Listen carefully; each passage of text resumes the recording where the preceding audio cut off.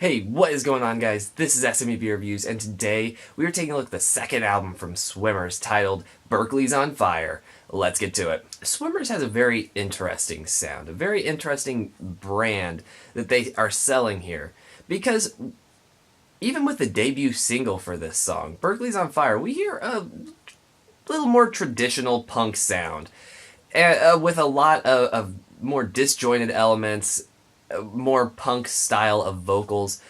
So we do get a more traditional punk sound.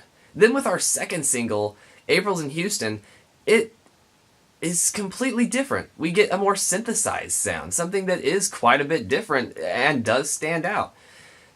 And instantly I knew that this was going to be a project that did have a lot of different sounds, a lot of different styles that they were trying to work with. And I'll admit, that could bring some apprehension to a lot of people. But when I listened to this album, I never felt that apprehension. This album really did work excellently. SWMRS was trying to incorporate a lot of different sounds, and I respect that. I think that that's an excellent thing to do, and they somehow pulled it off excellently. This is an album, like I said, that has some more punk elements, some synthesized moments, some more laid back and relaxed, more atmospheric sort of sounds. And yet somehow they pull it all together. There's even some funk elements in here, and that's just interesting to me. Couple that with the fact that they have multiple lead singers, or multiple singers, that this could sound like a fairly disjointed project, yet somehow they pull it off and don't make it sound disjointed whatsoever. This album finds the band turning both personal and a little political. It's not a super political album as a whole, but with the lead single, Berkeley's on Fire, we do get a fairly political song dealing with being desensitized by the news and all of the terrible things that are going on. And it's a really good song with a lot of that punk angst that really does complement this song excellently. It's an incredible song, and honestly one of the highlights on this release. We do get other songs that do, as I said, delve a little more personal. Lose, Lose, Lose is more of just a song about general frustration as a whole, and can come off a little self-deprecating, as he does say that if he gets pushed there to a point of frustration, that he'll lose his mind. And it obviously is a little played up, and it does seem a little self-deprecating on just trying to handle one's own emotion.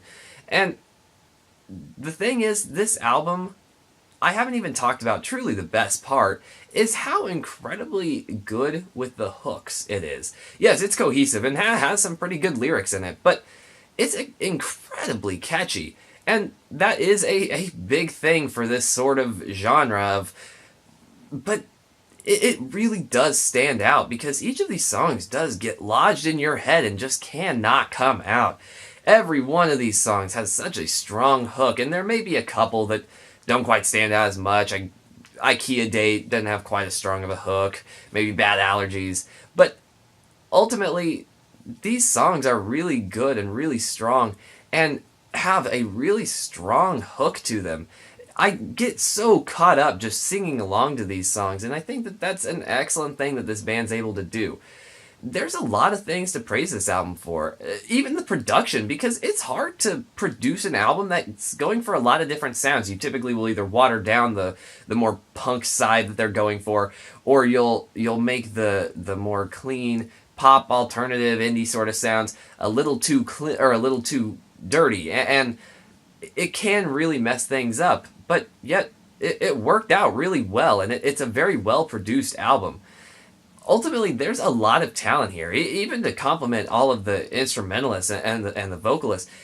Everyone really complements what they're doing. The guitar tones are very well organized, in that each of them sound very distinct and unique.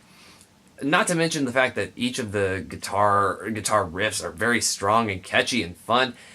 We have really good bass work and drum work that does really stand out and does really help provide a good backbone of the song. And the vocalists, both, they sound really good, and they do stand out because they do complement the sort of sound that they sing for.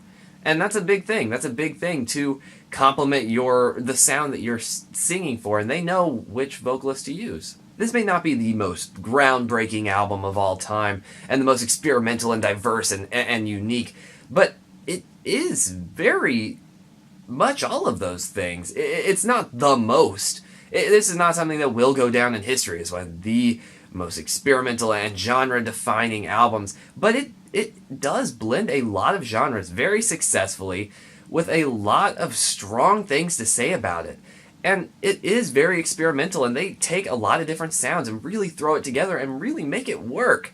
So, yeah, this album does sound excellent, and I absolutely do love listening through this whole thing. It is a very strong release. One of the best I've heard this thus far in this year, because ultimately I will say 2019 has been sort of a letdown at this point. Not much interesting has come out.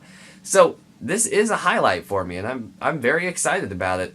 So I'm going to give it an 8 out of 10. What did you guys think of this album? Please let me know down below. Also, is there anything I can do to improve the quality of my videos or any upcoming albums you'd like me to check out?